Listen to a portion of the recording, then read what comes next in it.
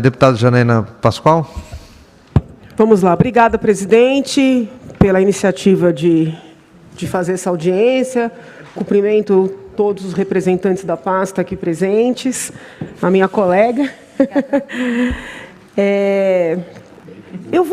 Vejam bem, sob o ponto de vista ideológico, tá? Eu sou absolutamente favorável a esse tipo de parceria, a ideia de concessão. Então, não existe aqui uma trava ideológica. O que existe? Né? Existe uma preocupação, e aí eu peço encarecidamente que ninguém aqui pessoalize essa preocupação, não tem nada a ver com as pessoas, mas são situações, né, que surgem, como, por exemplo, as linhas de metrô que foram objeto de concessão, né, que foram entregues, mas que seguem em teste. Então, são linhas de metrô importantíssimas, que já estão entregues há mais de ano, mas que só se movimentam por um curto período de dia, um curto período durante o dia, e um período fora do horário de rush. Aí eu fico pensando, será que a pasta, com todo respeito, que não está conseguindo entregar uma linha de metrô que está pronta, né, que já houve até solenidade de entrega, mas que não consegue entregar de fato, vai conseguir implementar isso aqui? Eu quero dizer, eu sou favorável, eu fiz, doutora, a comparação com o texto federal e o texto estadual, e até o fato de ter essa situação espelho, vamos dizer assim, foi um ponto positivo na minha avaliação. Mas eu estou vendo o que está acontecendo com 2 linhas de metrô. É uma dificuldade enorme de entregar o serviço para a população. Eu estive ali na região de Iguape, não paro de receber reclamações da balsa, né? Eu sei que teve ali um processo de concessão também, os senhores podem explicar melhor a questão jurídica, mas, assim, não conseguem, com todo respeito, né, entregar uma balsa para aquela região, que eu não paro de receber reclamação. Fui ao local, recebi reclamações no local. Então, assim, será que a pasta que não consegue entregar uma balsa que funcione efetivamente, que transporte as pessoas, vai conseguir implementar isso aqui? Né? Nós temos uma série de denúncias envolvendo as concessões das rodovias. Eu mesmo oficiei o Ministério Público solicitando acesso a essas colaborações da Ecovias. É uma série de denúncias que podem não ser procedentes, né? Mas entendam os senhores que a minha apreensão, ela é uma apreensão que não é de divergência ideológica com o projeto. Houve uma liberação grande de orçamento no final do ano passado, eu levantei isso na tribuna, foram 4 bilhões liberados para duplicações e obras em estradas. Eu adverti, sempre respeitosamente, que o que não se conseguiu fazer em 3 anos, eu duvidava que se conseguisse fazer em 1 ano. E, por exemplo, eu não consigo ver obras consistentes com esse dinheiro todo que foi liberado, né? A duplicação da Boi-Mirim, que aparece em todas as audiências do orçamento. Muitos munícipes mandam foto para a gente. Eu vou falar aqui de algumas obras, ali de Ibiúna, de Jarinu. São obras de embelezamento, não são obras de estrutura. Então, a minha preocupação é uma preocupação de nós damos autorização para algo que é bom. Tá? A minha leitura é que isso aqui é muito bom para o Estado. Mas qual é o planejamento para implementar? Eu confesso aos senhores que eu tenho medo. E peço de novo que não levem para uma questão pessoal, né? com a doutora, com os demais colegas, com o próprio secretário. É porque eu vou olhando essas situações e a gente fica preocupado, porque dá aval. Depois não sabe o que vai sair. Então, assim, se fosse possível, falar um pouco dessa situação, dessas linhas de metrô, que não são entregues, porque não adianta fazer uma cerimônia e entregar para ficar funcionando 3 horas no dia, num horário que não é o que o povo precisa. O povo andando no trilho, porque os trens param, né? Essa questão da balsa. Eu gostaria de ter um pouco mais dessas respostas para que a gente possa confiar, entende, doutora? Não tem nada a ver com política, com partidarismo, mas eu gostaria de entender o que é que está acontecendo nesses outros campos, porque senão vai se abraçar mais uma missão sem conseguir encerrar as anteriores, né? Então, seria isso que eu gostaria, se possível. E talvez, do ponto de vista jurídico, se puder ouvir da doutora, como é que vai ser, doutora, com o âmbito federal, vamos dizer assim, se vai ter algum trabalho conjunto para estabelecer esses trechos, né? Eu entendo que um projeto desse aqui, para ser implementado, ele precisa mesmo de uma parceria técnica, nada político, partidário, mas se isso já está sendo construído, né, nesse tal plano que vem sendo estudado. Então, seriam, assim, indagações, né, de ordem política, mas não é política partidária, política com relação ao que está acontecendo na pasta como um todo. E talvez essa dúvida mais jurídica. Obrigada, senhor presidente. Obrigado, Deputada, respondendo à senhora, quando foi discutido o marco legal dentro do governo federal, que há muito tempo está em discussão, até pelo modal ferroviário, o modelo de concessão.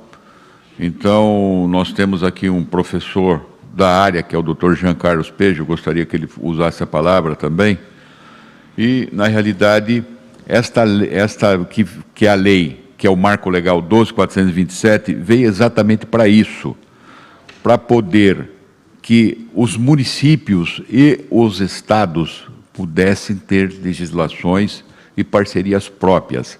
Então, isto está dentro da lei federal, que é possível e deverá ser feito com a Lei 14.273, de 2021, publicado no Diário Oficial da União, na quinta-feira, dia 23 de dezembro, que fala sobre o investimento privado nas construções de ferrovias, no aproveitamento de trechos ociosos e na prestação de serviço de transporte ferroviário. Então, foi sancionado esta legislação e está em vigor desde dezembro do ano passado. Então, o que fez o Estado de São Paulo prontamente? Por interferência do nosso secretário João Otaviano, junto ao governador, e o nosso governador é o governador do interior, que viaja o estado inteiro, sabe das necessidades, é da região de Rio Preto, que tem um problema sério de ferrovia cortando dentro da cidade. Então, realmente, isto é necessário. Os ramais ferroviários, a utilização das malhas ferroviárias abandonadas. Secretário, desculpa, como é que vai ser a comunicação com o governo federal sobre esse tema? O governo federal será feito da seguinte modo. Vamos dizer que tem uma linha, eu vou dar um exemplo típico para a senhora. A malha paulista da Rumo foi feita a prorrogação, foi feita uma nova concessão. E tem um ramal ferroviário que vai de Bauru até Panorama. Ela tem interesse de operar. Vamos, na hipótese que ela tenha umas empresas na região de Marília que queiram operar esse ramal, também com o trem próprio, para fazer conexão com a própria Rumo ou com a MRS ou com a VLI dentro da malha ferroviária. Ele pode fazer. Então, essa legislação possibilita, como o deputado comentou, do short line. Então, abre o mercado de ferrovia. Então, eu sou de família descendente italiana e que começou a vida, meu avô plantava café, e aonde ele foi plantar? Próximo de uma ferrovia. E como que ele tirava o café? Reuniu os vizinhos e fizeram um ramal ferroviário para ligar no grande tronco. Então, a senhora pega essa região do interior de São Paulo, ela é cortada por vários ramais ferroviários que foram feitos pelos agricultores, né?